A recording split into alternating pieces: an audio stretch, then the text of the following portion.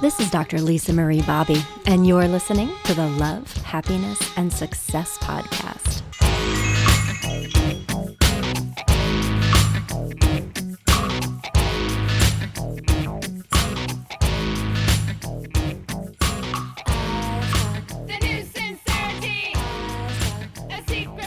That's La Tigra, the tiger, and their song Fake French. I thought that band was so appropriate for our show today because we are going to be talking about how to stop worrying, get out of your head, and start living fearlessly. And La Tigra is just such a band who really captured that kind of courage.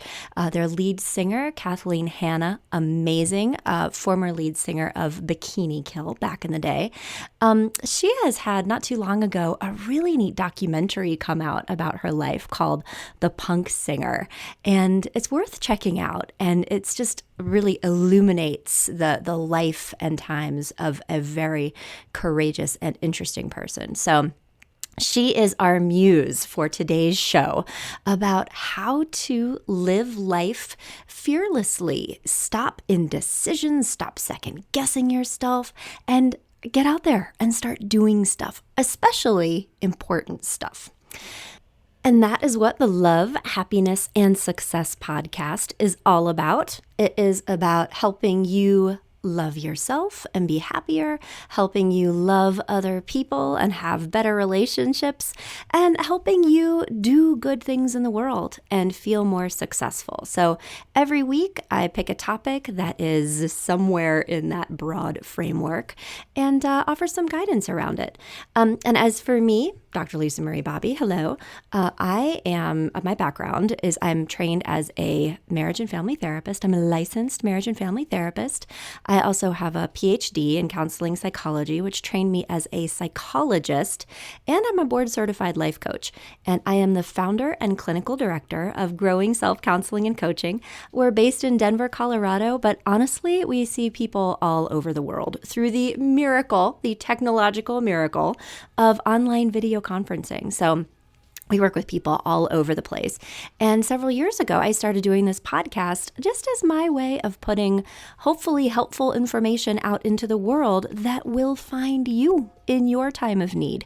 And if you like this show, if you feel like you're benefiting from it, I would like to respectfully request that you say that on iTunes, rate the show, leave a little review, because when you do that, the show will come up higher in search rankings. So when someone else is trying to find some helpful advice or some new ideas that help them, they will find the show just like you did. So in a pass it forward, pay it forward kind of way, if you could do that, I would really appreciate it. And thank you on behalf of the next person who finds the show.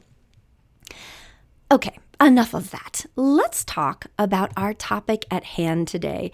I struggled a little bit with what I wanted to call this. I finally settled on how to stop worrying and start living fearlessly, but I came very close to calling it Overthinking, the curse of the most creative and intelligent. Because in my experience as, over 15 years now as a counselor and coach, I've sat with a lot of people and really gotten to understand the way people's minds work. And one thing that I have noticed is that really smart, creative, thoughtful people, obviously they have many strengths and they have a lot of, natural abilities that can help them be very successful. They can plan things in advance, think through possible problems and avoid potential pitfalls. And also they're really good at envisioning their future or thinking of things that don't exist yet and then figuring out a way to make them. That's kind of the definition of creativity, right? And they're able to do these things often vividly because they have such powerful minds. But another thing that is true is that this particular skill set, super smart creative person skill set, also manifests itself in a boatload of anxiety a lot of times, particularly when these positive attributes are sort of left unsupervised, when somebody isn't aware that these tendencies might cause trouble for them too. And so I wanted to talk through this with you because it's such a common thing for people, and this tendency to sort of overthink, overplan, over-prepare, think through all the possible problems can really lead to a ton of anxiety, also a lot of indecision, and ultimately disempowerment. Because when you think through things and your mind kind of automatically goes into, well, this could happen, and this could happen, and then that could happen, it starts to make you feel emotionally constricted. And when you're planning every step like this, it's very easy to encounter roadblocks. You get to a certain point and then you're like, oh, nope, that won't work. And that is problematic for several reasons. The biggest being that none of us actually know what is going to happen until we do it. And certainly we can make educated guesses and thoughtful decisions. However, when you really need to feel like you're certain before you do something, what happens is that you wind up putting in a lot more time and energy into thinking rather than doing. And what sort of happens in a practical sense is that people become absolutely riddled with anxiety and uncertainty, and really most tragically, often decide that things aren't even worth doing because you've already, determined that it's too much of a hassle and it won't work anyway. And at that moment, slam. The funny term for it is this analysis paralysis, but it's, I think, true. This force kind of just clamps down on you cognitively, emotionally, and it stops you from living courageously and taking risks and really creating the kind of life that you want to live. Like maybe it feels safer in some ways, but it's also smaller. And it prevents you from being able to really go out on a limb and take a chance and live your dream and do things that you think would be really amazing and interesting because of all the problems and pitfalls that your mind is oh so helpfully creating for you in advance. And so I talk a lot about this subject with my clients. I also spend a lot of time on this in my online happiness class, is how really becoming in alignment with your core values and then using that information about yourself and feeling more comfortable with taking measured risks that help you build, exciting, authentically joyful things into your life. And also really being able to handle uncertainty or adversity with confidence and competence so that your inner sense of self is still intact, even if things don't always go the way that you would like them to go. That's the definition of resilience, and it is a characteristic that really helps people create meaningful lives and really true success. Not financial success or achievement-oriented success, but success from living a good life filled with meaning and satisfaction and purpose, and leading the life that you want to live as opposed to the life that you feel like you have to live. And so this is a really important skill. Furthermore, aside from just making your personal experience of life better, being able to live fearlessly and do new things and take risks is incredibly nourishing for your relationship. Because it's honestly, if you're going to have a long-term relationship that still feels fresh and still feels fun and where there's still excitement and interest, it requires effort, and if it's hard for you to try new things or do new things, your life starts to atrophy. You run around those same little circles over and over and over again, and it starts to drag down your partnership. Because if you want to have an interesting relationship, you have have to have an interesting life.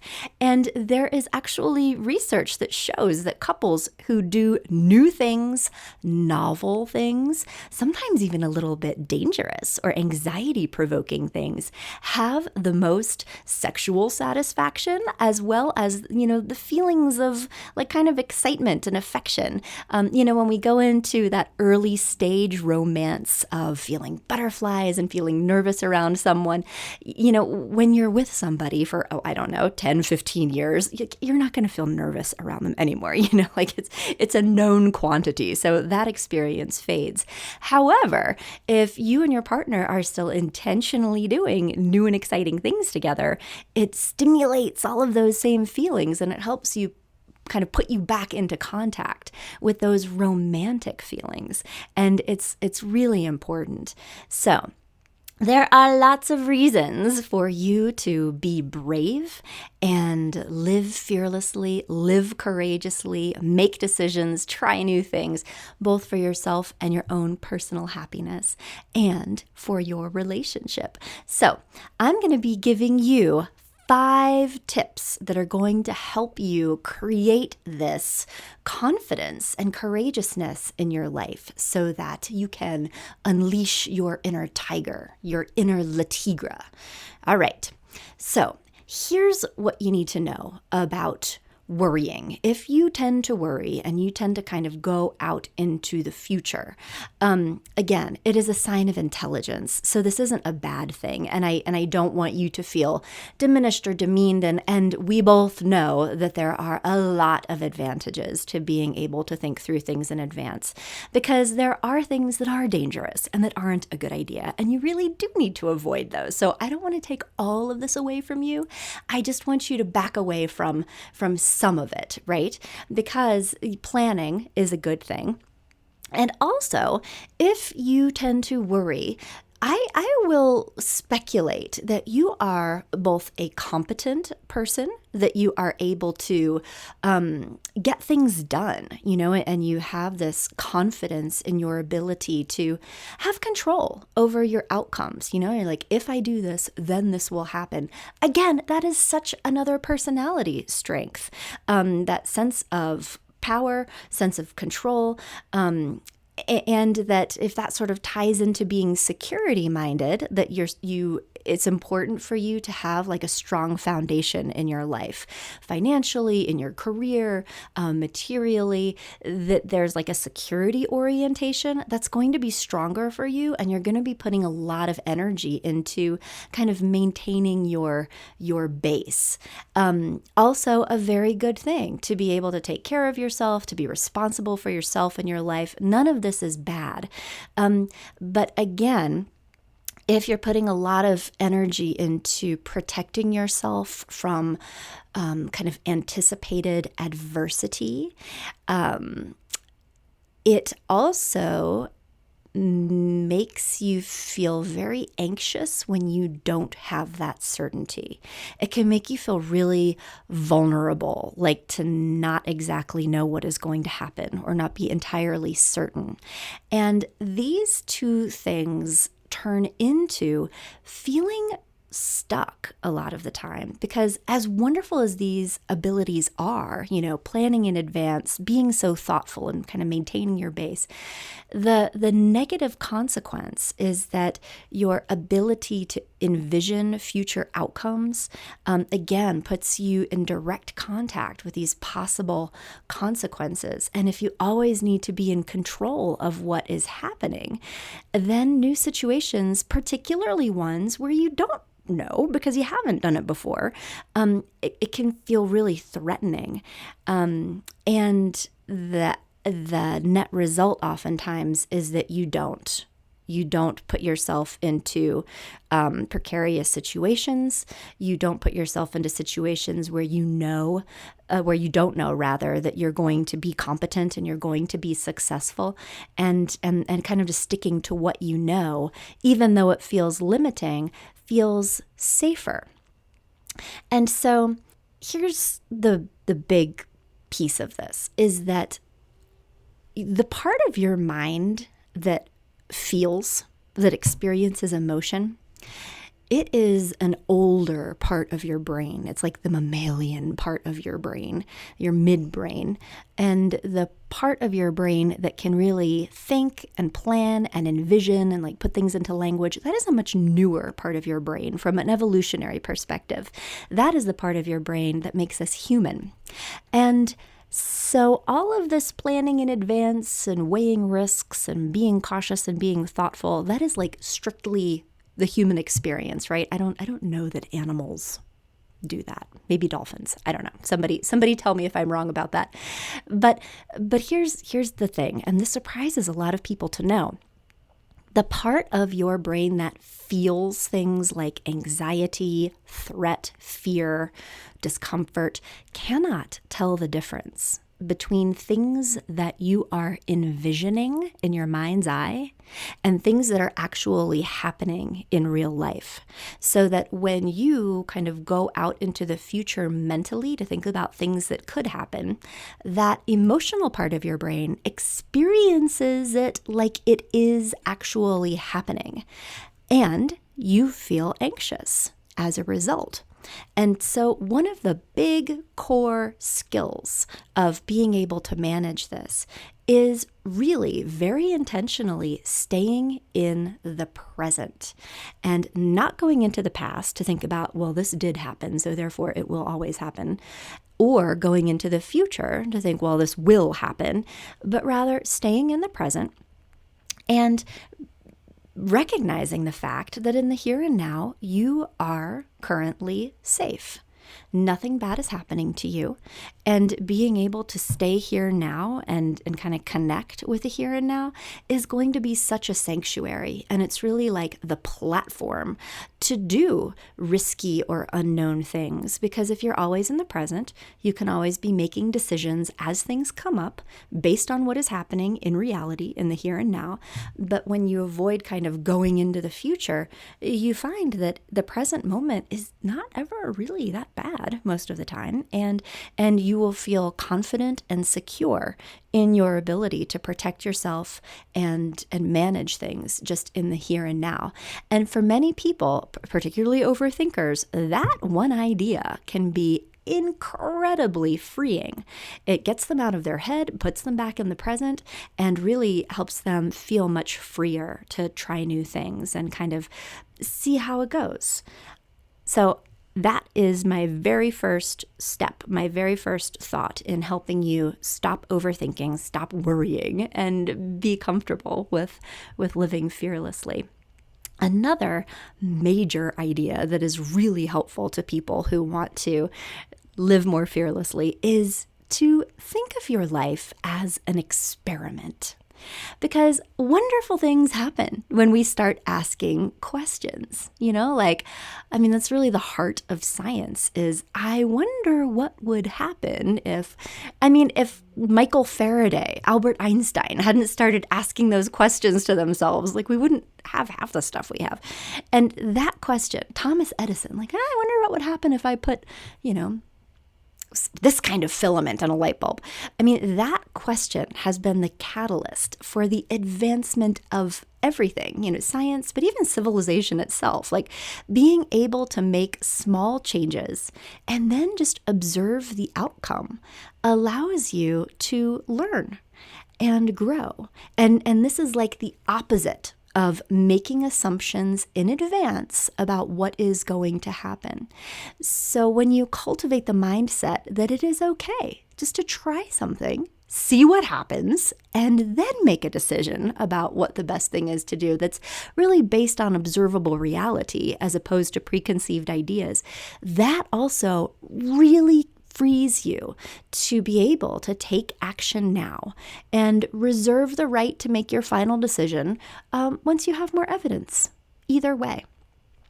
Along with this, my tip number 3 is that, this is going to sound like really snarky and obvious, but I have to say this to people sometimes, is just to remind yourself that you're not psychic. I'm not psychic. Nobody's psychic. And what happens, particularly with people who are very good at overthinking, that future thinking, is that they get tricked into believing that they know what is going to happen. And maybe they kind of pull things together to create evidence, like, well, something like this has happened before, so this is my evidence that it will happen again in the future. And it might be true, I don't know. But it also might be true that, it's true for most of us, is that we are really good at making our perceptions of reality conform to our expectations of reality.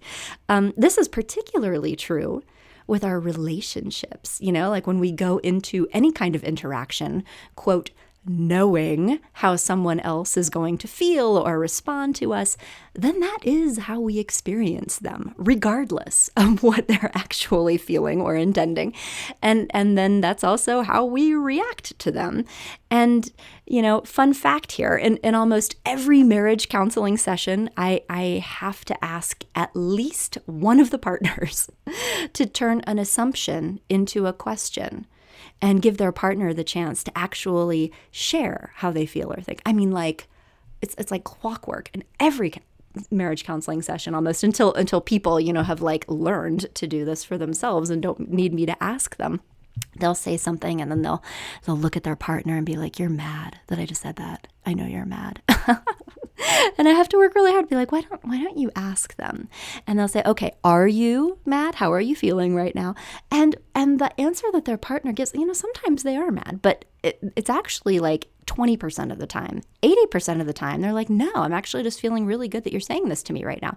And it can go many different directions. But the point is to not assume that you always know everything, because a lot of times your expectations are what is sort of the filter that you're seeing the world through. So come back into reality, stay in the present, and have experiments and ask questions.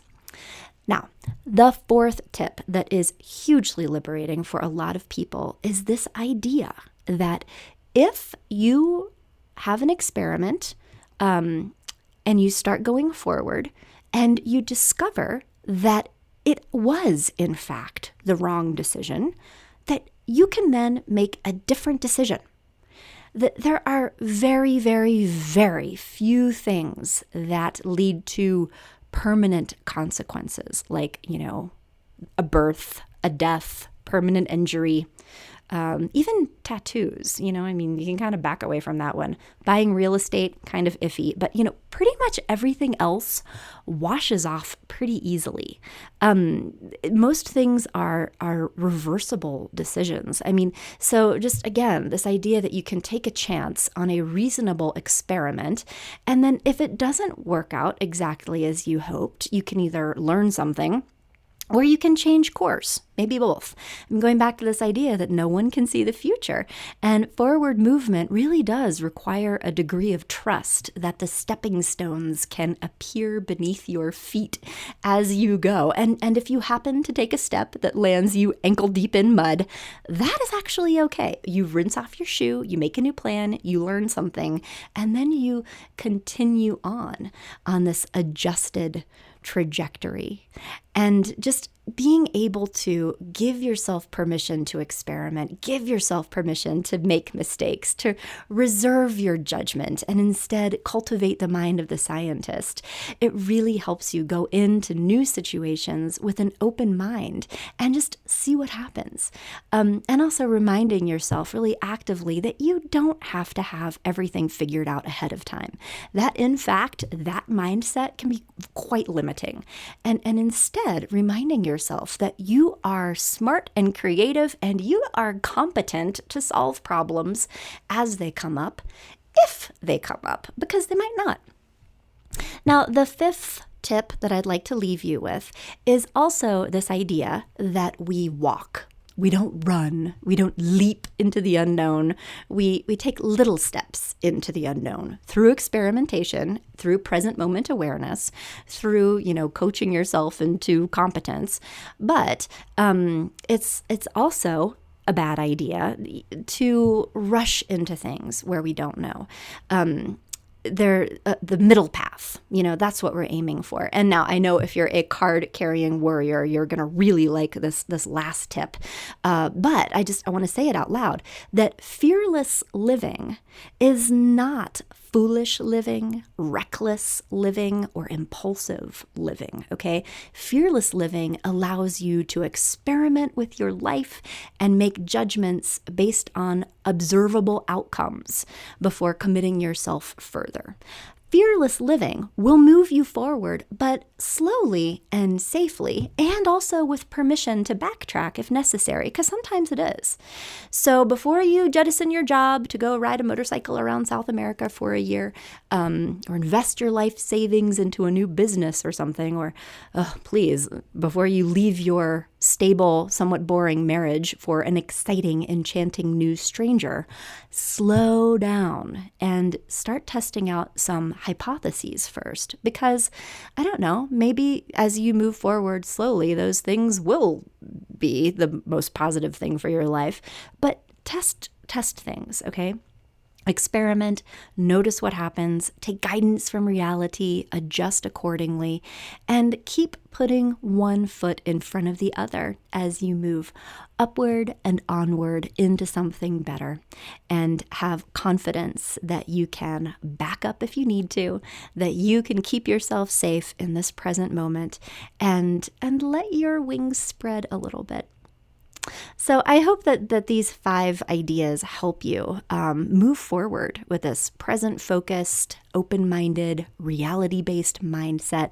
And I hope it helps you, feel good and have positive experiences, and perhaps realize that you just may encounter significantly fewer problems or obstacles than you had originally anticipated, because that is often the case when people use these ideas that I've shared to slow down, see what happens, and give themselves permission to just take some risks and try new things. Okay, that is it for today. I hope these ideas help you, and I will be back in touch in a couple weeks with another episode of the Love, Happiness, and Success podcast. Bye-bye.